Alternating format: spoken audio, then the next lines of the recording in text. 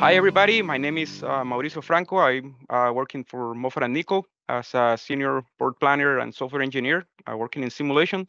And with me today, it's Martin Humphreys. Martin, it's lead transport economist and global lead for transport connectivity and regional integration, maritime transport and logistics from the World Bank. He's been working in the industry for more than 30 years among different companies, different countries and regions. His experience it's very broad from rail infrastructure, waterways, ports, public and private government alliances, trade, transport. So he's an economist, has a master and PhD in transport economy. So welcome, Martin, and thanks for sharing your time with us. You're very welcome, Maurizio. Very pleased to be with you. Thank you. Same as well. So yeah, recently, it was very great to find a study in the social media. It's today we are bombarded with so many things on the social media, but this one grabbed our attention because it's very important for us as Moffatt Nichol, but very important, I think, for ports worldwide. But so here comes our first question. Why is this important, the port efficiency important for the World Bank, and why is it important? What does it matter for the global economies? Yes, certainly, Maurizio. Well, as I'm sure you know, and many in your audience know, maritime transport forms the foundation of global trade and the manufacturing supply chain. The maritime industry provides the most cost-effective, energy-efficient, and dependable mode of transport for long distances.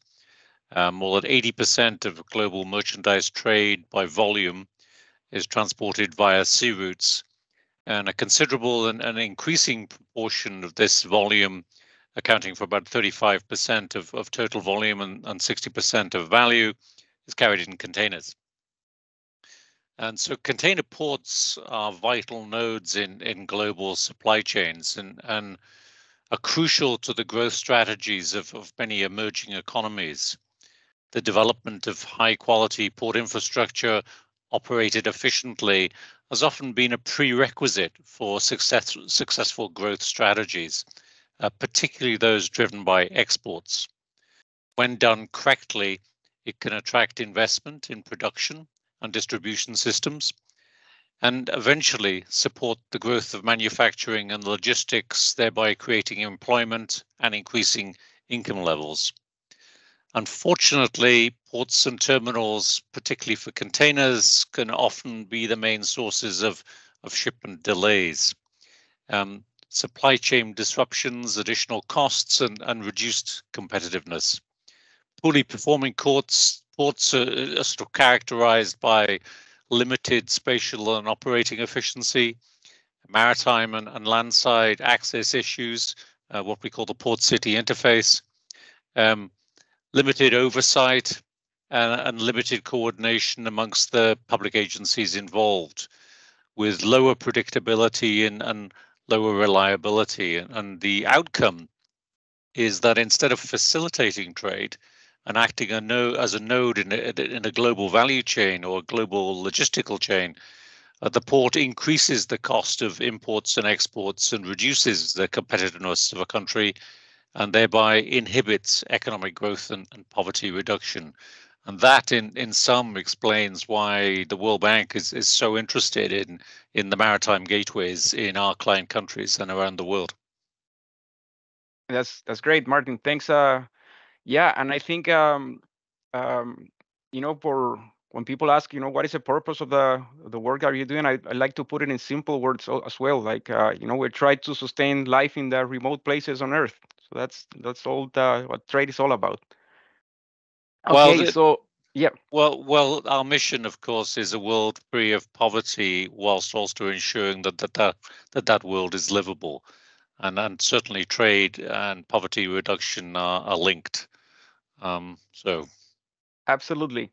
So, what is the outlook from the standpoint of view of the World Bank regarding the trade, considering the geopolitical situation of today, also I don't know the environment issues. So, how do you think trade is being affected by all of this? Well, I think as we've seen over the last 3 years, there's been tremendous upheaval. And what we're seeing at the moment, post-pandemic, is that now the disruptions to, the global trade flows have finally settled, and we're going back almost into a pre-pandemic pattern of, less disruption at the port city interface, excess capacity amongst the main shipping lines. Of course, you never really know what's going to happen in the future, but it's fair to say there are a number of risks out there.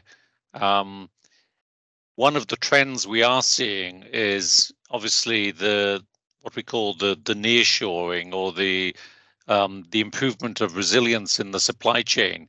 But often that just means moving from one country to another country within the same region where labor costs are at a similar level.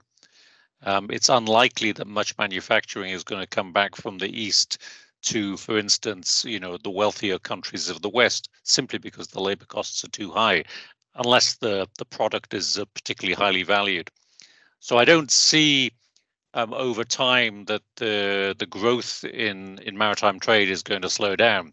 It might be moderated, but over time we're still very bullish on the growth in maritime trade going forward. Right, awesome. That's encouraging news for all the port industry. So now going back to the technical part, the container performance index, how was it developed? What is the meaning of it? What it does measure?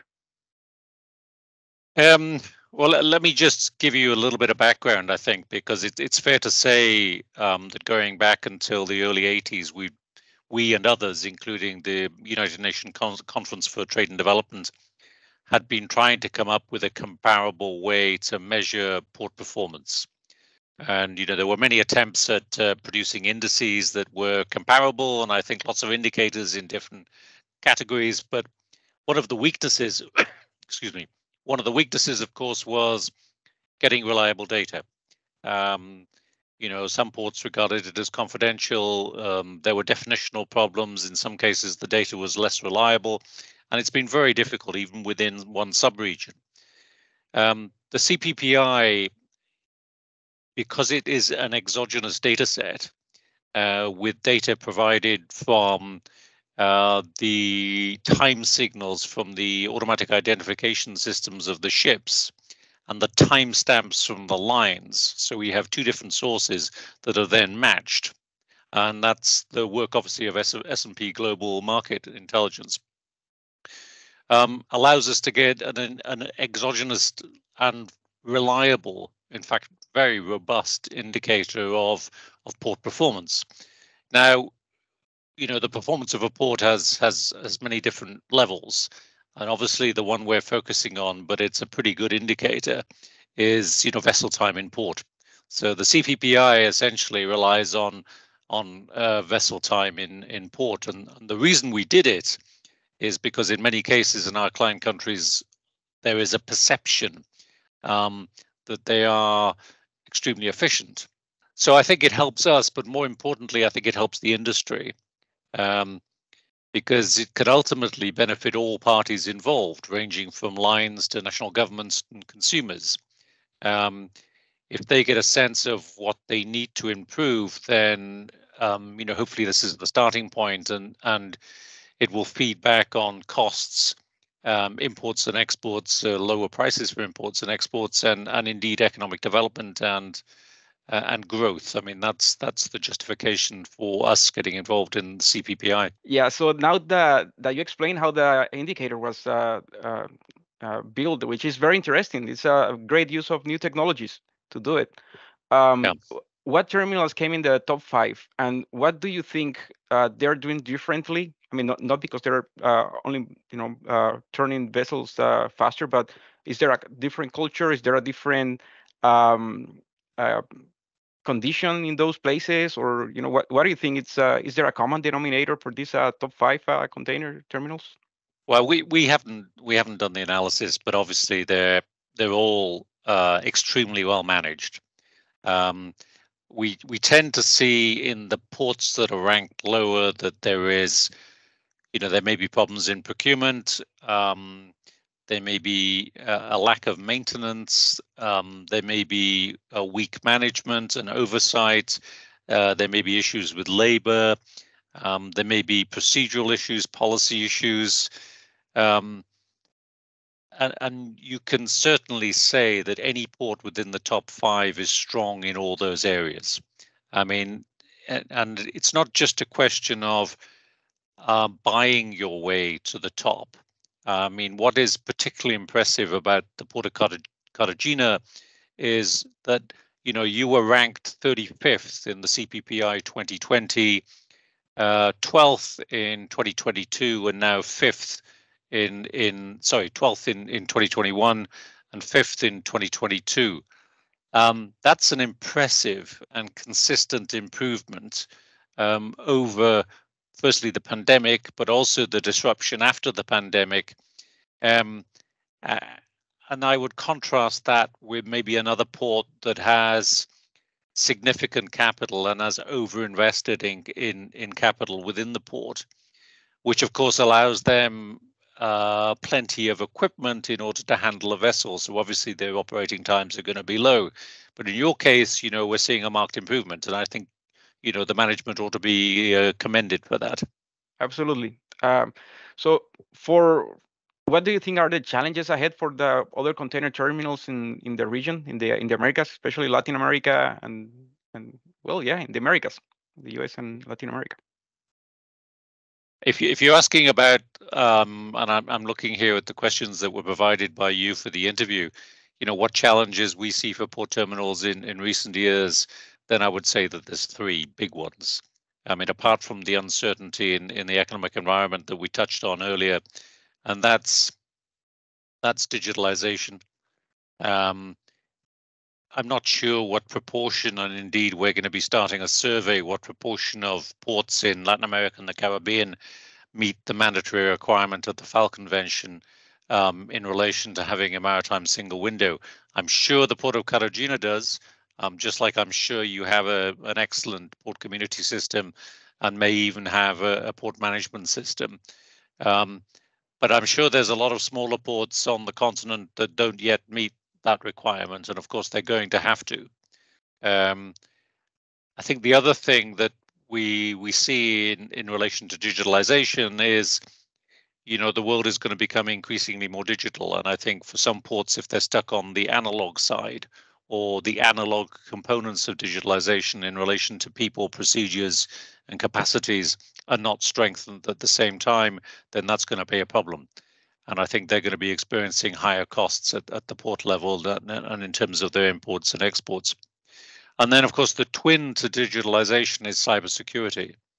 We're increasingly seeing attacks on ports and lines. And in hand with the development of digitalization within the port, I think cybersecurity will be increasingly important. It has been important in the past, but obviously you can see by the number of attacks that the issue of cybersecurity is going to become even more important. And then finally, of course, the other big development in the sector is going to be the decarbonization of the maritime sector and the production of green fuels and the identification and establishment of bunkering hubs for green fuels. Now, this, I think, is an opportunity more generally for Colombia in terms of its economic development, and not just the Port of Cartagena, because I know some of my colleagues are working with counterparts in Colombia to look at the potential of establishing a site in terms of developing renewable energy to produce green fuels that then could be exported or could be used for bunkering within the port. And I think that's at pre-feasibility stage at the moment. But even without that, I think it's going to be a huge change in the industry when you put those 3 together. One person actually I heard too said that digitalization was going to have a bigger change on the industry, as big a change on the industry as containerization. So we'll see. Yeah, totally agree with that. So yeah. Well, Martin, thank you very much. Thanks for sharing the studies. Thanks for sharing your time. And yeah, we'll catch up next time. Thank you so much. You're very welcome. Thank you very much.